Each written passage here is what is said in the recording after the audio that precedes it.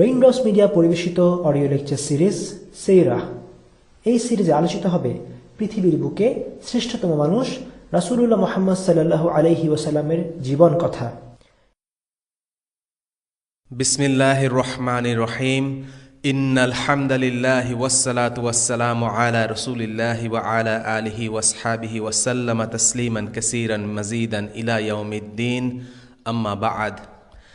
আমরা যদি আল্লাহ রাসূল সাল্লাল্লাহু আলাইহি ওয়াসাল্লামের জীবনকে বুঝতে চাই, তাহলে আল্লাহ রাসূলের আগমনের আগের সময়টা কেমন ছিল সেটা বোঝা জরুরি। কেননা আল্লাহ রাসূল সাল্লাল্লাহু আলাইহি ওয়াসাল্লাম ছিলেন হিদায়াতের আলো, আর ইসলাম ছাড়া সব কিছু হলো জাহেলিয়া, আর জাহেলিয়া মানে অন্ধকার। আমরা আলোর উপস্থিতি তখনই কদর করতে পারি যখন আমরা অন্ধকারকে অনুভব করি। তাই রাসূলুল্লাহ সাল্লাল্লাহু আলাইহি ওয়াসাল্লামের সিরাহ জানার সময়ে তৎকালীন আরব ও বিশ্বের অবস্থা সম্পর্কে জানাটা জরুরি। সিরাহ সিরিজের তৃতীয় পর্বে আজ আমরা প্রাক ইসলামিক যুগের রাজনৈতিক অবস্থা এবং কিছু ঘটনা জানার চেষ্টা করব। আল্লাহ রাসূল সাল্লাল্লাহু আলাইহি ওয়াসাল্লামের একটি হাদিসে ইসলাম পূর্ববর্তী সময়টার সারাংশ পাওয়া যায়। রাসূলুল্লাহ সাল্লাল্লাহু আলাইহি ওয়াসাল্লাম বলেন, আমার রব আজকে আমাকে যা শিক্ষা দিয়েছেন তা থেকে তোমাদেরকে এমন বিষয়ে শিক্ষা দেওয়ার জন্য তিনি আমাকে আদেশ করেছেন যে বিষয় সম্পর্কে তোমরা জানো না। সেটা হলো, তিনি বলেছেন, আমি আমার বান্দাদের যে ধনসম্পদ দিয়েছি তা পুরোপুরি হালাল। আমি আমার সমস্ত বান্দাকে একনিষ্ঠ মুসলিম হিসেবে সৃষ্টি করেছি। এরপর তাদের কাছে শয়তান এসে তাদেরকে দ্বীন থেকে বিচ্যুত করে দেয়। যে সমস্ত জিনিস আমি তাদের জন্য বৈধ করেছিলাম সেগুলোকে সে হারাম করে দেয়। উপরন্তু সে তাদেরকে আমার সাথে এমন বিষয় শিরক করার জন্য নির্দেশ দেয় যে বিষয়ে আমি কোনো প্রমাণ পাঠাইনি। আল্লাহ তাআলা পৃথিবীবাসীদের প্রতি দৃষ্টি দিলেন, আরব অনারব সকলকে প্রচণ্ড অপছন্দ করলেন, শুধু আহলে কিতাবের কিছু লোককে ছাড়া। এই অংশটা বিশেষভাবে আবার খেয়াল করুন। আল্লাহ তাআলা পৃথিবীবাসীদের প্রতি দৃষ্টি দিলেন, আরব অনারব সকলকে প্রচণ্ড অপছন্দ করলেন, শুধু আহলে কিতাবের কিছু লোককে ছাড়া। সময়টা ছিল পৃথিবীর ইতিহাসে অন্ধকারতম সময়ের একটি, যখন মানুষের মাঝে হুদা বা পথনির্দেশ নেই। তাওহীদ ছিল দুষ্প্রাপ্য। অল্প কিছু মানুষই এক আল্লাহর ইবাদত করত। মানুষের বিশ্বাসে শিরক রীতিমতো সিংহাসন গেড়ে বসেছে। আরবের মুশরিকরা মাটি দিয়ে মূর্তি বানাতো আর সেসবের পূজা করত, আর বলতো এই মূর্তিগুলো তাদের আল্লাহর নিকটবর্তী করে দেবে। অর্থহীন বিশ্বাস আর আচার সর্বস্বতা ছিল আরবের পৌত্তলিকদের ধর্ম। সমগ্র আরবে কয়েকটা ধর্ম প্রভাবশালী ছিল। তার মধ্যে ইহুদিরা ছিল এমন এক জাতি যারা মুখে অনেক ধর্মীয় বিধিবিধানের কথা বললেও তাদের অন্তরে ধর্মের কোনো প্রভাব ছিল না। তাদের ধর্ম পালন ছিল নাম সর্বস্ব। নিজেদের সুবিধা মতো তারা ধর্ম পালন করত, অন্তরে তাকওয়ার ছাপ ছিল না। ইহুদি ধর্মীয় নেতারা ছিল নীতিহীন, দুর্নীতিপরায়ণ। রোমান সাম্রাজ্যের প্রভাবে তারা সত্যিকারের দিন থেকে দূরে সরে এসে নানা রকম কুসংস্কারে বিশ্বাস করতে শুরু করে। আল্লাহ ও নবীদের ব্যাপারে তারা আপত্তিকর ও ভ্রান্ত ধারণায় বিশ্বাসী ছিল। এর কারণ হলো, তারা যতটা না তাওরাতের অনুসরণ করত, তার থেকে বেশি তাদের রাবীদের লেখা তালমুদের অনুসরণ করত। অপরদিকে খ্রিস্টানরা ছিল খোদ ঈসা আলাইহিসসালামের উপর বিভ্রান্ত। তাদের মধ্যে ছিল অনেকগুলো ফিরকা। ঈসা আলাইহিসসালামকে কেউ কেউ মনে করত আল্লাহ, কেউ মনে করত আল্লাহর পুত্র। খ্রিস্টান যাজকদের নবীর সমপর্যায়ে মনে করা হতো। পৌত্তলিকরা মনে করত মূর্তি হলো আল্লাহ ও তাদের মাঝের মাধ্যম। আর খ্রিস্টানরা বিশ্বাস করতে শুরু করল তাদের ধর্মযাজকরা আল্লাহ ও তাদের মধ্যে মাধ্যম। তারা ঈসা আলাইহিসসালামের উপর ঐশ্বরিক গুণাবলী আরোপ করে, আর এভাবে তাদের তাওহীদ নষ্ট হয়ে যায় এবং তাদের বিশ্বাস শিরক দ্বারা দূষিত হয়ে যায়। তবে হাতে গোনা কিছু অল্প খ্রিস্টান ছিল যারা ছিল তাওহীদে বিশ্বাসী। আরও ছিল ইরানের মাজুসি। তারা উপাসনা করত আগুনের। তারা দুই খোদায় বিশ্বাস করত, ভালো বা কল্যাণের খোদা এবং খারাপ বা মন্দের খোদা। ভারত এবং মধ্য এশিয়ায় হিন্দু ও বৌদ্ধরা মূর্তি পূজা করত। অর্থাৎ শুধু আরব নয়, সমগ্র বিশ্ব ছিল শিরকের অন্ধকারে নিমজ্জিত। আর এই অন্ধকারের ঘন ঘটায় আল্লাহ রাসূল সাল্লাল্লাহু আলাইহি ওয়াসাল্লাম এলেন আলো হয়ে। রাজনৈতিক অবস্থার কথা বলতে গেলে তৎকালীন বিশ্বের সবচেয়ে শক্তিশালী রাজনৈতিক শক্তি ছিল দুটি: পূর্ব রোমান বা বিজেন্টিন সাম্রাজ্য ও পারস্য সাম্রাজ্য। বলা যেতে পারে এই দুটি ছিল সে যুগের পরাশক্তি বা সুপার পাওয়ার। পূর্ব রোমান সাম্রাজ্যের রাজধানী ছিল কনস্ট্যান্টিনোপল বা বর্তমানের ইস্তাম্বুল। তাদের অধীনে ছিল তুরস্ক, গ্রিস, জর্ডান, মিশর, ইটালি, সিরিয়া এই দেশগুলো। পারস্যের রাজধানী ছিল টেসিফান, বর্তমানে বাগদাদের কাছাকাছি।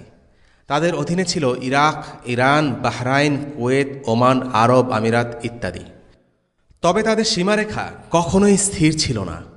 কখনো তাদের সাম্রাজ্য নতুন অঞ্চল দখল করত, কখনো অন্য কোনো শক্তি তাদের অঞ্চল দখল করে ছিনিয়ে নিত। এই দুটো সাম্রাজ্যের মধ্যে যুদ্ধ চলে আসছিল দীর্ঘ সময় ধরে। কখনো পারস্য ছিল এগিয়ে, কখনো রোমানরা এগিয়ে। শাম অঞ্চল, বর্তমানে জর্ডান, সিরিয়া, লেবানন ও ফিলিস্তিন ছিল তাদের বিরোধের অন্যতম একটি ক্ষেত্র। আর আরব ছিল অনেকগুলো গোত্রে বিভক্ত। আরবরা তখন এতটাই বর্বর ছিল যে রোমান বা পারস্য কেউই আরব বেদুইনদের দখল করে তাদের শাসন করার ব্যাপারে আগ্রহ দেখায়নি। আরবদের কিছু গোত্র ছিল স্বাধীন, আর কিছু গোত্র পার্শ্ববর্তী রোমান বা পারস্য সাম্রাজ্যের ভেসেল স্টেট বা আজ্ঞাবহ শক্তি হিসেবে কাজ করত। আর আরবদের মাঝে সবচেয়ে সম্মানিত ও শক্তিশালী ছিল কোরাইশরা। রাসূলুল্লাহ সাল্লাল্লাহু আলাইহি ওয়াসাল্লাম তার জীবদ্দশাতেই এই দুই সাম্রাজ্যকে রাজনৈতিকভাবে চ্যালেঞ্জ করেছিলেন। মুতা ও তাবুক, এই দুটো যুদ্ধ ছিল রোমানদের সাথে। পারসিকদের সাথে যদিও আল্লাহ রাসূল সাল্লাল্লাহু আলাইহি ওয়াসাল্লামের সময়ে কোনো সামরিক সংঘাত হয়নি, তাদের সাথে যুদ্ধের সূচনা হয়েছিল খোলাফায়ে রাশিদিনের সময়ে। এই দুটো শক্তি ইসলামের ইতিহাসে বিশেষ গুরুত্বপূর্ণ, কারণ এই দুই পরাশক্তির সাথে মুসলিমরা ব্যাপকভাবে যুদ্ধে লিপ্ত হয়েছিল আল্লাহ রাসূল সাল্লাল্লাহু আলাইহি ওয়াসাল্লামের ওফাতের ঠিক পরপরই। এখন জানা যাক আরব কারা, কোথা থেকে আরব জাতির উদ্ভব হলো। জাতিগতভাবে আরবদের তিন ভাগে ভাগ করা যায়। প্রথমত আল আরব আল বাঈদা বা প্রাচীন আরব।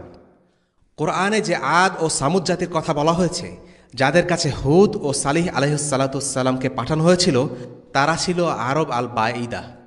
কোরআনে উল্লিখিত ইয়েমেনের সাবারাজ্যও ছিল আরব আল বাঈদা। তবে তাদের এখন কোনো উত্তরসূরি নেই। ইসলামের আগমনের পূর্বেই এই আরবরা পৃথিবীর বুক থেকে হারিয়ে যায়। দ্বিতীয়ত আল আরব আল আরিবা বা কাহতানি আরব। এদের পিতা হল ইয়ারুব ইবন ইয়াসজুব ইবন কাহতান। মূলত ইয়েমেনের রাজার ছিল কাহতানি আরব। আরবের দক্ষিণ দিকে এদের বসবাস। এবং তৃতীয়ত আল আরব আল আদনানি। তাদের বংশীয় ধারা শুরু হয়েছে আদনান নামের এক ব্যক্তি থেকে। তারা বিশুদ্ধ আরব ছিল না, বরং তাদের সাথে অনারবদের মিশ্রণ হয়েছে। আল্লাহ রাসূল সাল্লাল্লাহু আলাইহি সাল্লাম ছিলেন আদনানি আরব। আরবের উত্তরে আদনানি গোত্রগুলো থাকত।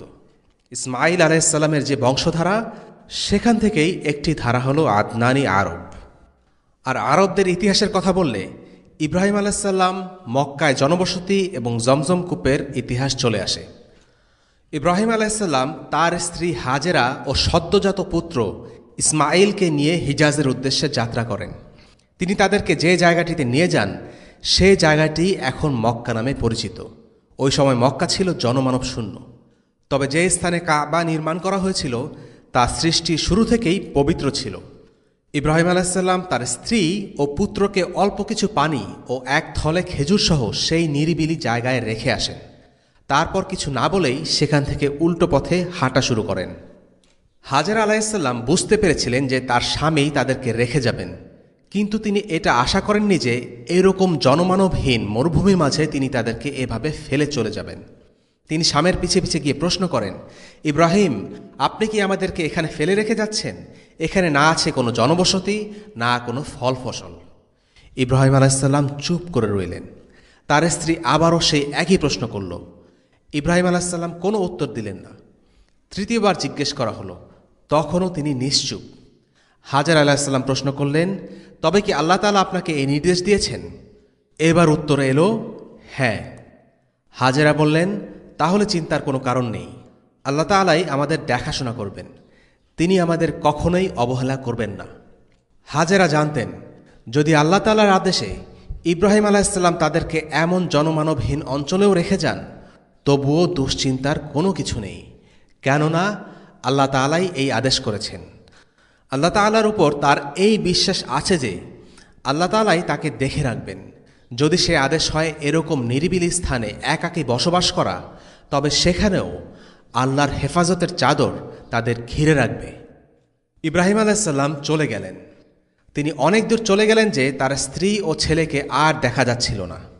তখন কাবার দিকে মুখ ফিরিয়ে তিনি আল্লাহ তাআলার কাছে একটি দোয়া করেন। এই চমৎকার দোয়াটি কোরআনের সূরা ইব্রাহিমে আছে। يشكرون হে আমাদের রব, আমি নিজের এক সন্তানকে তোমার পবিত্র গৃহের সন্নিকটে অনর্বর উপত্যকায় আবাদ করেছি। হে আমাদের রব, যাতে তারা সালাত কায়েম রাখে। আপনি কিছু লোকের অন্তর তাদের প্রতি অনুরাগী করে দিন এবং তাদেরকে রিজিক প্রদান করুন ফল ফলাদি থেকে, যাতে তারা কৃতজ্ঞতা প্রকাশ করে। সূরা ইব্রাহিম আয়াত ৩৭। মাসলোস হায়ারার্কি অফ নিডস নামে একটি থিওরি বা তত্ত্ব আছে, যেখানে মানুষের বিভিন্ন চাহিদাকে একটি পিরামিড আকারে দেখানো হয়েছে। এই পিরামিডের সবচেয়ে নিচের স্তরে আছে মানুষের শারীরবৃত্তীয় চাহিদা অথবা ফিজিওলজিক্যাল নিডস। অর্থাৎ এই তত্ত্ব অনুসারে শারীরিক চাহিদা, যেমন খাদ্য গ্রহণ, মানব জাতির জন্য সবচেয়ে গুরুত্বপূর্ণ চাহিদা। গুরুত্বের দিক থেকে এর পরে আছে যথাক্রমে সামাজিক চাহিদা, আধ্যাত্মিক চাহিদা এবং পিরামিডের চূড়ায় আছে আত্মোপলব্ধি, নিজের সম্ভাবনা ও প্রতিভাকে আবিষ্কার করে তা বিকশিত করতে ধাবিত হওয়া বা সেলফ অ্যাকচুয়ালাইজেশন। মাসলোর এই তত্ত্ব অনুসারে বলতে হয়, একজন মানুষ প্রথমে তার শারীরবৃত্তীয় চাহিদা পূরণ করতে সচেষ্ট হবে, তারপর দলবদ্ধ হয়ে থাকতে শুরু করবে, এরপর ধর্মের খোঁজ করবে এবং সবশেষে সে নিজস্ব স্বকীয়তা ও সৃষ্টিশীলতার সন্ধান করতে শুরু করবে। কিন্তু ইব্রাহিম আলাইসাল্লামের দোয়াতে এই তত্ত্বের পিরামিড থেকে সম্পূর্ণ উল্টো রূপে দেখা যায়। তিনি তার পরিবারের জন্য আল্লাহ তাআলার কাছে প্রথমেই যা চেয়েছেন তা হল লিয়ুকিমুসসালাহ, যেন তারা সালাত কায়েম করে। অর্থাৎ তিনি প্রথমে অগ্রাধিকার দিয়েছেন আধ্যাত্মিক চাহিদার পূরণের প্রতি। এরপর তিনি দোয়া করেছেন ফাজআল আফইদাতাম মিনান নাস, আপনি কিছু লোকের অন্তরকে তাদের প্রতি আকৃষ্ট করুন। এখানে তিনি তার পরিবারের জন্য মানুষের অন্তরে ভালোবাসা গড়ে দেওয়ার জন্য আল্লাহ তাআলার কাছে অনুরোধ করছেন। এটি হলো তার পরিবারের জন্য সামাজিক চাহিদা। সবশেষে আল্লাহ তাআলার কাছে তিনি যা চাইলেন তা হলো রিজক, অর্থাৎ তাদের শারীরবৃত্তীয় চাহিদা পূরণ। ওয়ারজুকহুম মিনাস সামারাত, তাদেরকে ফল ফলাদি দ্বারা রুজি দান করুন। তবে এখানে এটাও লক্ষণীয় যে ইব্রাহিম আলাইসাল্লাম তার দুআর শেষ অংশে শুধুমাত্র রুজির ব্যবস্থা করে দেওয়ার জন্যই অনুরোধ করেননি, বরং এর সাথে ইবাদতের ব্যাপারটিও যুক্ত করে দিয়েছেন।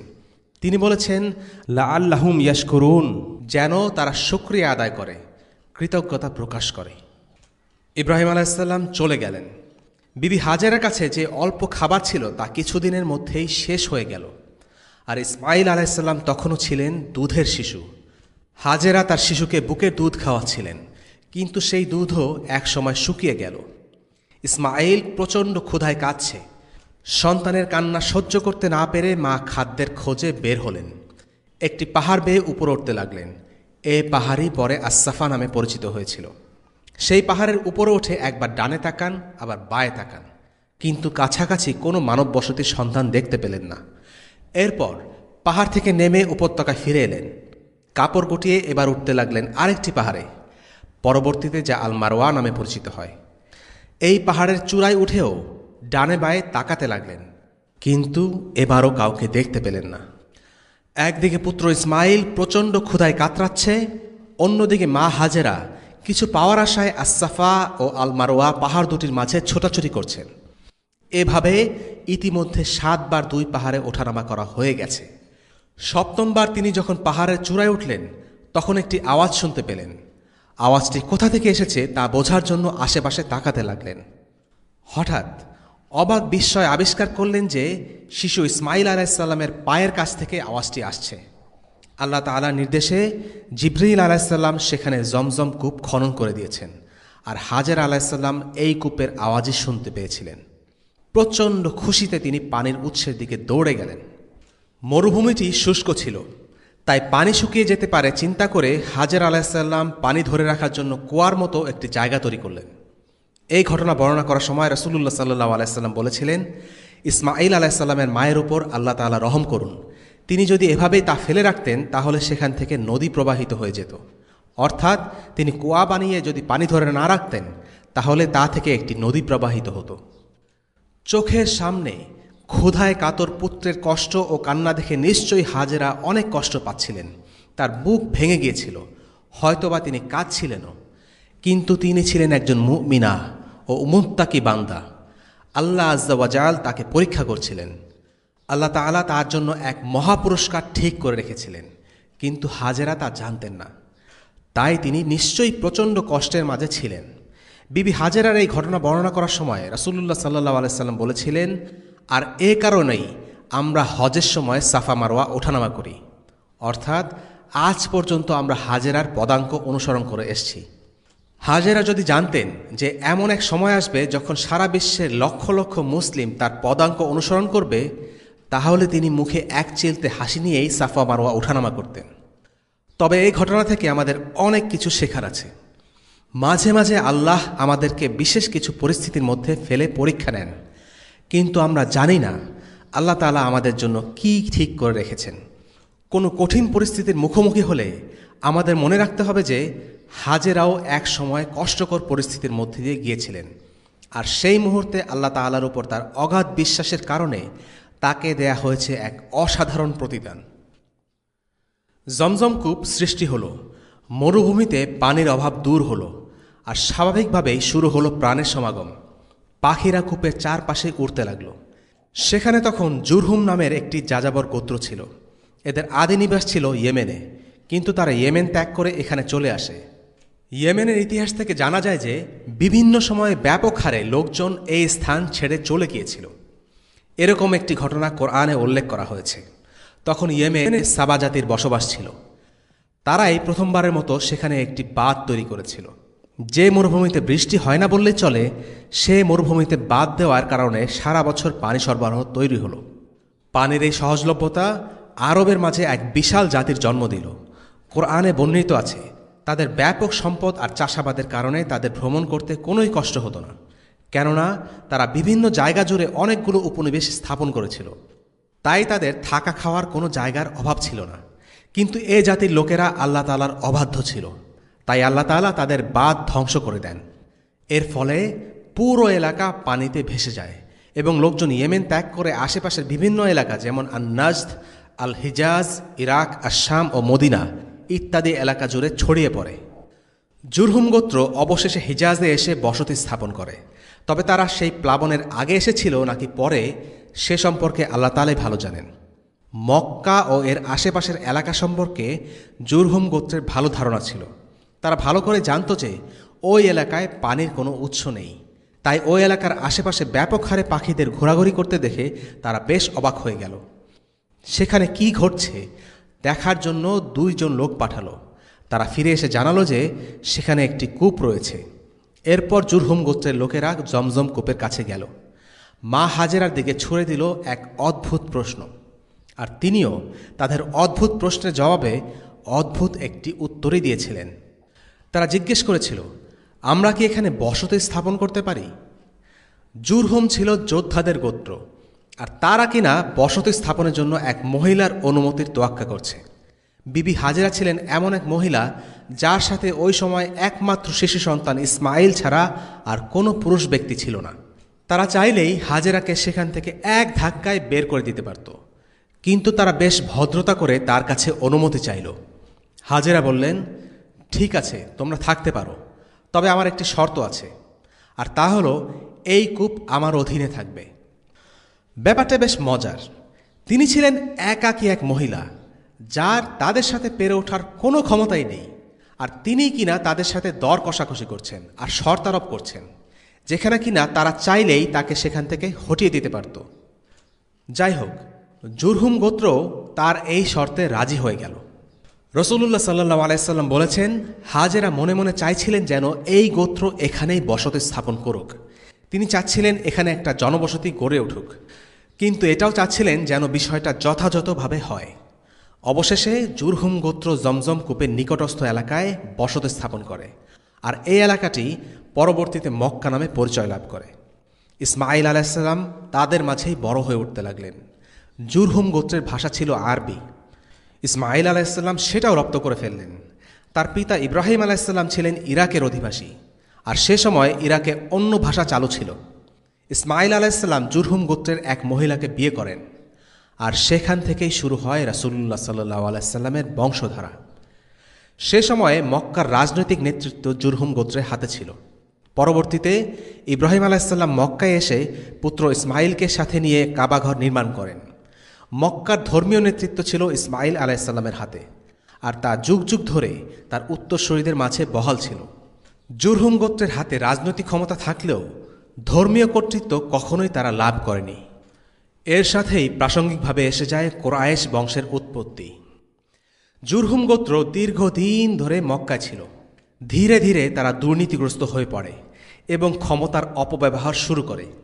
তখন আল্লাহ তাআলা তাদের মাঝে বনু খোজা গোত্রকে পাঠান। বনু খোজা জুরহুম গোত্রকে মক্কা থেকে বের করে দেয়। বনু খোজা ছিল একটি ইয়েমেনি গোত্র এবং অন্যান্য গোত্রসমূহের মতো এটিও ইয়েমেন ত্যাগ করেছিল। অবশেষে তারা হিজাজে কর্তৃত্ব স্থাপন করে। এদিকে জুরহুম মক্কা ছেড়ে যাওয়ার আগে দুটো কাজ করল। প্রথমত, তারা জমজম কূপের মুখ বন্ধ করে দিল এবং এর সমস্ত চিহ্ন মুছে দিল। দ্বিতীয়ত, আল কাবার ভিতরে যে মূল্যবান সম্পদগুলো ছিল সেগুলো তারা সাথে করে নিয়ে গেল। জুরহুম গোত্র চলে যাওয়ার পর স্বাভাবিকভাবেই মক্কার শাসন ক্ষমতা চলে গেল বনু খুজাআর হাতে। যদিও সে সময় ইসমাঈল আলাইহিসসালামের বংশধররা সংখ্যায় অনেক গুণ বেড়ে যায় এবং অনেক গোত্রে বিভক্ত হয়ে সমগ্র আরবে ছড়িয়ে পড়ে, মক্কায় একটি মাত্র শাখা গোত্র রয়ে যায়, আর এই শাখা গোত্রটির নাম হল কুরাইশ। অর্থাৎ ইসমাঈল আলাইহিসসালাম থেকে উদ্ভূত গোত্রগুলোর একটি হল কুরাইশ। তবে মক্কার কর্তৃত্ব তখনও কুরাইশদের হাতে নয়, বরং বনু খুজার হাতেই ছিল। বনু খুজার অন্যতম নেতা ছিল আমর ইবনে লুহাই আল খুজাই। আরবের ধর্মীয় পটভূমির আলোচনায় তাকে নিয়ে বিশদভাবে আলোচনা করা হবে। অন্যদিকে কুরাইশদের নেতা ছিল কুসাই বিন কালব। সে সকল কুরাইশকে ঐক্যবদ্ধ করে বনু খুজার বিরুদ্ধে বিদ্রোহ করে এবং তাদেরকে পরাজিত করে মক্কা থেকে বের করে দেয়। প্রথমবারের মতো মক্কার রাজনৈতিক ও ধর্মীয় উভয় নেতৃত্ব কুসাই তথা কুরাইশদের হস্তগত হয়। কুসাইয়ের হাতে তখন কাবা ঘরের অভিভাবকত্ব চলে আসে। সে একই সাথে কাবা ঘরের সিকায়াহ ও নিফাদার ব্যাপারে কর্তৃত্বশীল হয়। সিকায়াহ ও নিফাদা হল কাবায় আগত হাজিদের খাবার ও পানি পান করানোর দায়িত্ব। এই কাজগুলো সাধারণভাবে খুব আহামরি মনে না হলেও আরবে আল্লাহ তাআলার অতিথিদেরকে আপ্যায়ন করতে পারাটা অত্যন্ত সম্মানজনক একটি ব্যাপার ছিল। এই দায়িত্ব লাভের মাধ্যমে হজ করতে আগত হাজিদের মেহমানদারির দায়িত্ব বর্তায় কুরাইশদের উপর। তৎকালীন কুরাইশদের রাজনৈতিক পরিষদ আর নাদওয়ার কর্তৃত্ব কুসাই বিন কলবের হাতে ছিল। আর নাদওয়া ছিল অনেকটা বর্তমান যুগের সংসদের মতো। তার হাতে আরও ছিল আল লিওয়ার নিয়ন্ত্রণ। আল লিওয়া ছিল যুদ্ধের ব্যানার, অর্থাৎ যুদ্ধ ঘোষণা দেওয়ার সর্বময় ক্ষমতাও ছিল কুসাইয়ের হাতে। এক কথায় বলা যায় যে কুসাই বিন কলব ছিল তৎকালীন মক্কার একচ্ছত্র অধিপতি। কুসাই বিন কলবের মৃত্যুর পর এসব ক্ষমতা তার সন্তানরা নিজেদের মাঝে ভাগ করে নেয়। কুসাইয়ের নাতি আমর পৈতৃক সূত্রে হাজিদের খাবার ও পানীয় দিয়ে আপ্যায়ন করার দায়িত্ব লাভ করেন। সচরাচর শুধুমাত্র স্যুপ দিয়ে হাজিদের আপ্যায়ন করা হতো, কিন্তু আমর এই খাবারে কিছুটা নতুনত্ব আনেন। তিনি রুটি ছিঁড়ে স্যুপের মধ্যে ভেজানোর ব্যবস্থা করেছিলেন, ফলে খাবারটির স্বাদ আরও বেড়ে গিয়েছিল। কোনো কিছু ভেঙে গুঁড়া করার পদ্ধতিকে আরবিতে হাসম বলা হয়, আর এই হাসম থেকেই তখন আমরকে হাসিম নামে ডাকা হতো। তিনি ছিলেন রাসূলুল্লাহ সাল্লাল্লাহু আলাইহি ওয়াসাল্লামের প্রপিতামহ। হাসিম বিয়ে করেছিলেন মদিনার এক মহিলাকে। এরপর তিনি ব্যবসার উদ্দেশ্যে ফিলিস্তিনে যান এবং সেখানেই মৃত্যুবরণ করেন। গাজাতে তাকে দাফন করা হয়। এর মধ্যে তার স্ত্রী গর্ভবতী হয়ে পড়ে এবং পরবর্তীতে তিনি এক পুত্র সন্তানের জন্ম দেন। পুত্রের নাম রাখা হয়েছিল সায়বা। সায়বা মানে হল বৃদ্ধ লোক। ছোট শিশুর এরূপ অদ্ভুত নামকরণের কারণ হল জন্ম থেকেই তার মাথার কিছু চুল ধূসর ছিল। স্বামীর মৃত্যুর পর সায়বার মা মদিনাতে পিতামাতার কাছেই থেকে গিয়েছিলেন, তাই সায়বার ছোটবেলা কেটেছিল মদিনায়, তার নানা বাড়িতে। একদিন আল মুত্তালিব নামক এক ব্যক্তি মদিনায় আসলেন। তিনি ছিলেন হাশিমের ভাই। ভাতিজা সায়বাকে মক্কায় নিয়ে যাওয়ার উদ্দেশ্যে তিনি মদিনায় এসেছিলেন। তখন সায়বার বয়স ছিল প্রায় 8 বছর। প্রথমে তার মা ছেলেকে ছাড়তে চাচ্ছিলেন না, কিন্তু আল মুত্তালিব তাকে বোঝালেন যে সে কুরাইশের সবচেয়ে সম্ভ্রান্ত পরিবারের অন্যতম উত্তরাধিকারী এবং তার উচিত তার নিজ বংশ ও পরিবারের নিকটে ফিরে যাওয়া এবং সেখানে দায়িত্বসমূহ বুঝে নেয়া। এ কথা শুনে সায়বার মা রাজি হন। এরপর আল মুত্তালিব সায়বাকে নিয়ে মক্কায় ফিরে যান। সায়বাকে এর আগে মক্কায় কেউ দেখেনি। তখনকার দিনে দাস কেনাবেচা খুব সাধারণ একটি ব্যাপার ছিল, তাই লোকজন আল মুত্তালিবের সাথে এই অচেনা ছোট ছেলেটিকে দেখে ভেবেছিল সে বোধ হয় আল মুত্তালিবের দাস। তাই তারা সায়বাকে আব্দুল মুত্তালিব বলে ডাকতে থাকে। আর এই আব্দুল মুত্তালিব হলেন রাসূলুল্লাহ সাল্লাল্লাহু আলাইহি ওয়াসাল্লামের দাদা। তার আসল নাম ছিল সায়বা, কিন্তু লোকেরা মুত্তালিবের দাস ভেবে তাকে আব্দুল মুত্তালিব নামে ডাকতে শুরু করেছিল। আব্দুল মুত্তালিব বা রাসূলুল্লাহ সাল্লাল্লাহু আলাইহি সাল্লামের দাদা ছিলেন রাসূলুল্লাহ সাল্লাল্লাহু আলাইহি সাল্লামের আবির্ভাবের আগ পর্যন্ত সবচেয়ে বিখ্যাত ব্যক্তি। তার জীবনে 3টা ঘটনা আছে যেগুলো কুরাইশদের ইতিহাসে খুব গুরুত্ববাহী এবং তাৎপর্যপূর্ণ।